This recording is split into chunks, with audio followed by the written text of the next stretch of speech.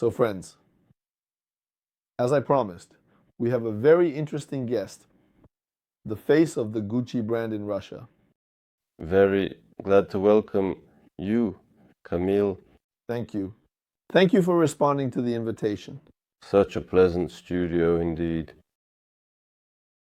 By the time you reach this studio, you've already used all the services. Managed to use the barbershop. I'll let you in on a secret. I haven't been to a hairdresser or barbershop for 7 months. Were you growing it out? I wasn't growing it out. It's just that when a pirate is sailing, there are no barbershops around. So consider that I haven't been for 7 months. I haven't visited since July of last year. Now I visited your barbershop, Jeans. I recommend it to everyone. Friends, come by. In short, it made us doubly uncomfortable. Shara, thank you sincerely. You know, while we're sitting here talking, this isn't related to the fights at all. I have a thought right now. I have questions, including from Ardashir and my own as well. And tell me, please, the topic of your vision is constantly being discussed. America was banned and so on. So, how does the situation look in the end? Because people say that Shara can't see with one eye. No, he can't see in the fight. No, he doesn't see a person but a silhouette. So when you're fighting, what do you see? What don't you see? I see everything, friends. But with the problematic eye, I might not see everything. But I do see something. So it's not an eye that sees nothing, right? Well, I do see, yes. What I see is a secret. Ah, that's what I wanted to hear. Okay, this is actually... I understood that we shouldn't really get answers to this question, simply because it should remain kind of a secret. It's also a kind of weapon, right? Okay, but there was some issue that arose in Saudi Arabia or in Dubai. There, your performances were allegedly questioned because of the eye, or was it just a rumor? It's a rumor. Dana White himself debunked it in that same post. And I'm surprised how they can talk about my health when they haven't even checked it. Do they check it through the screen or something? So it turns out, well, America, we can forget about America for now, right? No, why? Or is there a shift there too? I'm always open to proposals. Well, what about the Athletic Commission? Will they allow it or not? But this needs to be discussed separately, and I think my managers have great connections and the ability to negotiate all this with them. I might be needed when there's a problem during the sales period. I'll be there, and the pirate will cover the new shore, and America is also in my interests. Moreover, good relations with America are being established now. If I understand correctly, there's no urgent need right now to fight in America? No, I'm actually happy to fight in places where it's neutral territory and my fans and all my close ones can come. Please buy a ticket and anyone can easily fly in. I love participating in tournaments and fights with interesting names. I also fought with the Fight Nights champion, with Petrosian, with Armand, the Fight Nights champion. And you could have fought for the Fight Nights belt. Yes, unification. I wanted 2 belts. I was a contender, but I never became a champion. Everything happens for the best. There are opportunities somewhere. We were practically competing for the belt in Fight Nights. I'll collect it, by the way, now. The new Fight Nights champion in this weight class. The belt is here, by the way. What am I talking about?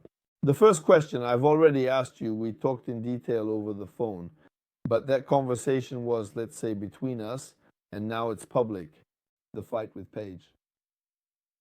So, firstly, once again, why did you lose in short? There is always a reason for a defeat. Secondly, what did you change in your preparation? And separately, this also relates to the question of why you lost or not. Radashir is interested. Is it true that you underestimated Paige a bit? Yes, I'll start at the end. Yes, I actually underestimated him, despite the fact that I had very big problems of various kinds. Well, and now I don't want to. I started to talk a little about my problems after the fight. Of course, I regret having talked about it now. I just had a moment where I went online and saw how my fans, those who were really worried about me and my performance in this event, were extremely and profoundly upset about my defeat. And those heartfelt words of mine were directed specifically at all the loyal fans who were very concerned This situation wasn't like that for them. I saw that many even cried, some had tears. I wanted to actually explain everything to them as it was. I accepted this defeat with dignity. I know that the blame is on me. There are moments that I lost subsequently when your career is kind of, it goes on somewhere, but in some moments you lose your life philosophy and so on. And in some situations, well, you treat certain things lightly, whereas before you were very strict about them. Especially regarding your goals, your dreams. I could be selfish at times when it came to my dream. I could ignore unnecessary noise. Not put other people's interests ahead of my own. Put my interests, my dreams in the leading role as a priority. And I noticed that I lost this in many moments. I was kind. Lost a bit of principle. Yes, I was kind to the events that happened to me. Somewhere I needed to set my own course and not agree with many things that were happening to me. You know, when we have guests here, and even when I'm alone, I try to make sure that things are said that are very important to people. Even things that are not just about sports, but a general philosophy of life. And now it has been said, if you compare it to martial arts, it's like you've stepped off the warpath. Now you're returning to it. Yes, I am returning to it now. I lost some predatory instincts in the process of all this. And I know what I was like at the very beginning and what I have become now. And I know that many things need to be brought back. To return to my roots, basically. And there were specific moments when I was specifically preparing for fights. At various times I was assembling my ship, so to speak, plank by plank, doing a lot of groundwork at home. Here I was. In such conditions, and it turned out that I ended up in Dubai on a lifeboat, not on my ship, and stayed for a certain period. I was there for more than a month and a half.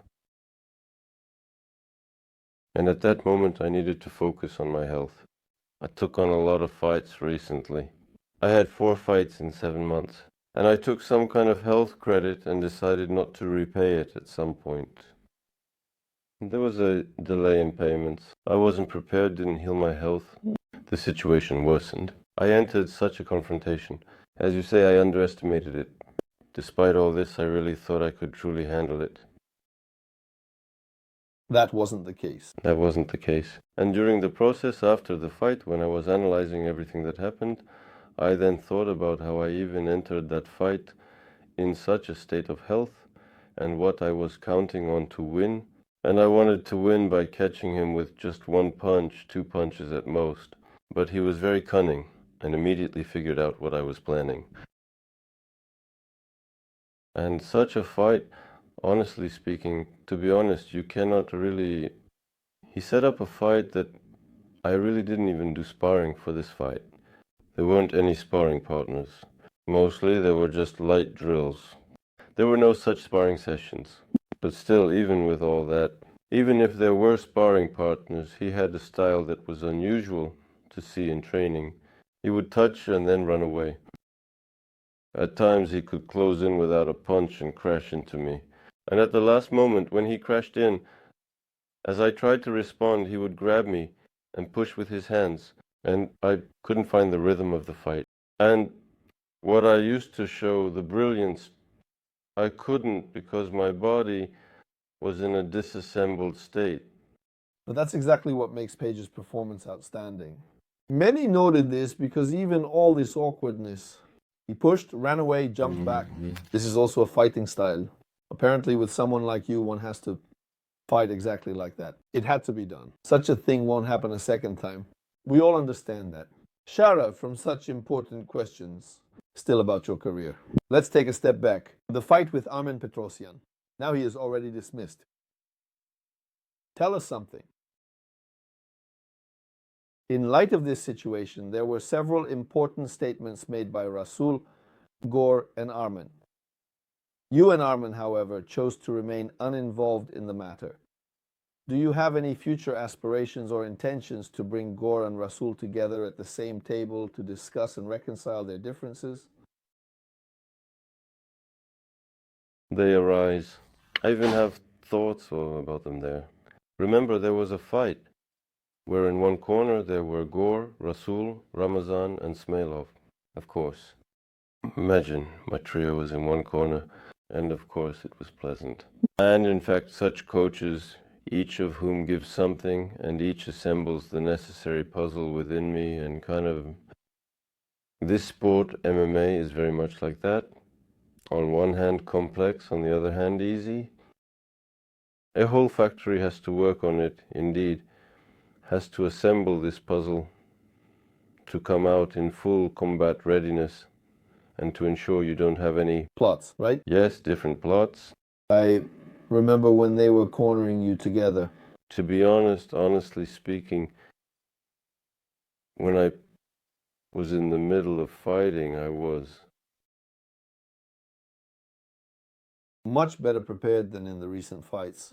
Is there a major health issue? Or from what I heard, was it just that the pace was too high and there was a breakdown? Or is there something that prevents you from fighting in the future? There were talks of ending the career and so on for this. now the doctors are working on it. There's Igor, a good doctor in Dubai with the Russian freestyle wrestling team. I need a comprehensive approach, a chain of things that affected each other like in a car. Didn't replace one part in time. And also one part of an organ that you didn't pay attention to in due time. And the chain followed, and then came the analysis. I didn't even know that organs could affect your body, your legs, your arms like that. And there's plenty to work on. And some neck problems that have now been discovered. My arms were disabled due to some intestinal issues. My legs were weak. Actually, all problems stem from the intestines. And from the neck, by the way. I also don't press with my right. The most important thing, the reason I usually win, is the pace I set for my opponent. I go out, set the pace, and at high heart rates, somewhere around the 175, 180, 185, my pulse can be, and I try to push the opponent's body to a very high pulse, to 200 to 190. I try to maintain this pulse so that the opponent gives in at some point, and at that moment I begin a full-on assault. But once when I set the required pulse, I couldn't keep up myself. It's not that I couldn't keep up, my heart was actually working well. To be honest, my heart was good and my preparation was very good. But throughout my preparation, I had a problem when my pulse went above 170, my bile would start to come up, and I was heavily affected by it. I would start to feel nauseous, and this nausea, vomiting, required me to sit and rest for about 3, 4, or 5 minutes before continuing the training. And in the fight, I thought I would resolve this problem by then. But ideally, you should have withdrawn from the fight? Yes, I brought a nutritionist with me, Abdul Malik, and thought that maybe the nutritionist could stabilize the situation a week before the fight. I talked about all of this. Here's an important point. Was the topic of withdrawing from the fight discussed? Surprisingly, it wasn't discussed at all. You know, if there had been, like many perspectives, each person who was with me saw their own picture, but if they had formed some kind of council and created a unified picture, they would have realized that, Yes, that's how it should work. yes, if there had been a general council, they would have realized I was not ready for this fight. Yes, that's how it should work. Look, nowadays technology allows for this. There are analyses, there are doctors. It's clear that you're not in the right condition. You say you were getting tired, you needed 3-4 minutes to recover.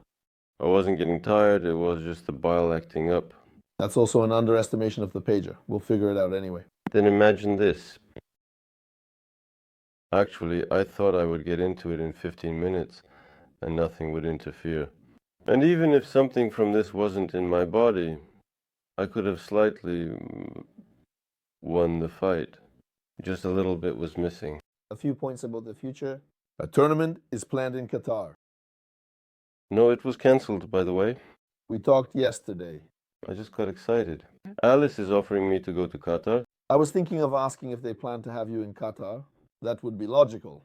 Yes, they really wanted me to perform in Qatar. but my health still needs about a month and a half to 2 months. My doctor says for all of this. That's next. Let's assume. April, May, you fully recover. June, you prepare. And somewhere it turns out we'll see you in September. No, in July, August. Already in August? Well, yes, July, August. 2 months for preparation, right? I think 2 to 3 months. Some names, not the ones discussed with you. Okay, that's confidential information. Let either Abdulaziz, Zvanets, or Dana White decide to disclose it. For myself, there are 3 names that would be interesting. Roma said that, supposedly, first of all, Shara is not interesting after the defeat. He already lost by giving up. Roman Dolidze called me out, by the way. Roman and everyone said that I was avoiding this fight. Roman Dolidze. Where are you? Come to me. And Roma said, that, first of all, Shara is not interesting after the defeats. But back then, I wasn't interested, and people said I was avoiding him, and now I'm calling him out, and now he's avoiding me. He also talked about Georgia and Dagestan commenting on your statements somehow. Yes, there were moments. I just stated facts and stories. It wasn't my opinion being expressed. I didn't express my opinion. I just mentioned facts and stories. Whether you agree with them or not is up to you. You can't erase history. It happened, and in some situations you might agree with it. There were also moments in Dagestan. Not everyone, not the entire population, agreed with us raiding Georgia. It was kind of a way to earn a living, but it wasn't considered a very respectable one. Not halal, so to speak. And there were stories of young men full of hot blood wanting to go, but their parents would take away their horse and weapons to prevent them from going on raids to Georgia. Well, that's history. What can you do? And the cannons and gunpowder of Russia, the Russian Empire at the time, saved Georgia, and no one can deny that. And I will say, regarding history, that history is ultimately written by people, by hand. And many historical facts can also be disputed. But right now, I'm not talking about the Dagestan-Georgia context. That history is more or less clear. In history, of course, there are those who are defeated and those who believed in something else. There is always something to say, both for Dagestanis and Georgians. I personally was in Georgia a month ago. I was celebrating an anniversary. We went there to celebrate.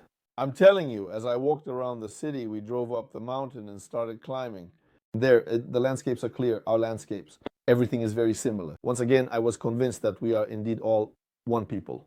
The Soviet Union, too. We are all one people. Okay, so they gave an interesting goal. Georgia, I actually don't have any conflicts with the Georgian people, really. There were even moments in Dubai. Just recently a man approached me, an older Georgian, and had a very pleasant conversation with me, saying he was concerned. And with him was his mother. Can you imagine? She came and hugged me. An older woman already, of age. She hugged me so tightly, really. We are concerned for you. We support you. How can you feel bad after that? Badly. Not at all. Again, we are all one people. No one here is going to incite anything. But the fight with the Leeds is going to happen. Cool story, I think. It will catch on. All right, and in conclusion. Khamzat Chimaev, Dricus Duplessis. It seems the fight is already confirmed. Everything is quite obvious. How do you think the fight will go?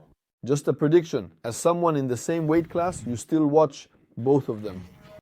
Well, you know, whoever Duplessis fights, I always thought his opponent would win. In all of Duplessis' UFC fights, he's fought. The last 5 fights, I always bet on his opponent, but somehow he wins. I'm constantly surprised by this. And it's like, I don't know, somehow he just can't seem to do it. Someone might grapple, someone might find something, somehow choke him out. It could happen, it could happen. Someone in the stand-up might catch him, make some kind of leap, an explosion. I don't know. Such an opponent, really. If you look at it like this, of course, Chimaev seems like he should win against him. Yes, well, he should beat him in every aspect, really, yes. But such a dilemma, really, already, like, in short, Khamzat is the favorite. Do you agree? Well, anything can happen. Well, Duplessis, what he has is such resilience. And what does he do? He pushes, pushes, and he always wants to find his moment, and he ends up finding something. Yes, that's true. I agree. I say the same thing. I don't know. There are those who somehow win. Just like that. Well, friends, before we tell you, join our movement, watch the weekly summaries, subscribe to the channel. Be sure to leave your comments, likes. It's all essential. And before we send another greeting to the ordinary Russian guys. Shara, where is this phrase from? How did it come about? You forgot Syktyvkar, and it appeared at the Fight Night tourney. It originated there, Syktyvkar in the tournament. And Khamzat didn't put me in the main event of the evening. I was at the beginning of the main card. But they cheered for me as if it was the main event of the evening. And in fact, all the Russians were sitting there. The whole hall was full of Russian men. And it was very pleasant for me. Few people cheered. Even the main fight with Russians got little cheer. Shara, and I want to tell you, and this is also a lesson for many who are interested. Why did you fight? I think it was your fourth fight from the top. I'll explain to you now. The thing is, the TV channel Match at the time, they were broadcasting live, and they said they needed a fight immediately. This is very important. It happens very often. Yes, it's important for the main event. It's very important which fight opens the card. Because when the program lists fights, for example, 1900, people tune in at 1900 and they immediately need a fight to start. This is very important. I even remember somewhere that Shara, if he's not fighting in the main event and there was Emelianenko with Sanks, then let him open the tournament. The guy tunes in and immediately sees, and they expected an exciting fight from you. Well, sort of. And the knockout was, to be honest, spectacular. I myself am in competition with 2 knockouts. People didn't know which knockout to vote for. I ended up competing with myself in the year's results, competing with myself with 2 knockouts. Yeah, did you have a photo? Yes, people didn't know, it seems, which knockout to choose. They liked this one, but they only had 1 vote. And I ended up competing with myself. Actually, I had such an interesting story with fight nights. Well, actually, not only fight nights, we followed you in our business and in hardcore. Everywhere. That is here. You made some noise here in Russia.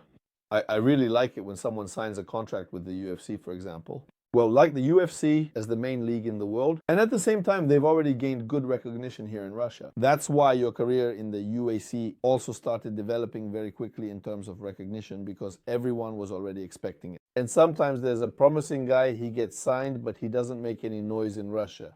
You know, that happens too. And you already entered there as a top player. I didn't want to close the story with White Nose at all, because when Ali Abdelaziz called me, I wasn't familiar with him yet. With such an offer, UAC is interested in you, that's all. So he wanted me to get excited, but I told him I don't want UFC, I want 1FC. And do you understand why I say 1FC? Because there was an opportunity to fight non-exclusively, right? Yes, non-exclusively, so I could also fight in Fight Night here in Russia. And I didn't want to close that story. Fight Night is such a media league that it's interesting to make noise there. Well, you did everything right. You're in the league where you should be in every way, by level, by media presence. When you finish your career in the UFC in 10 years, we will definitely still be around. I hope you will be thriving, and maybe indeed a farewell fight. All right. Thank you. This sphere will be good luck to everyone.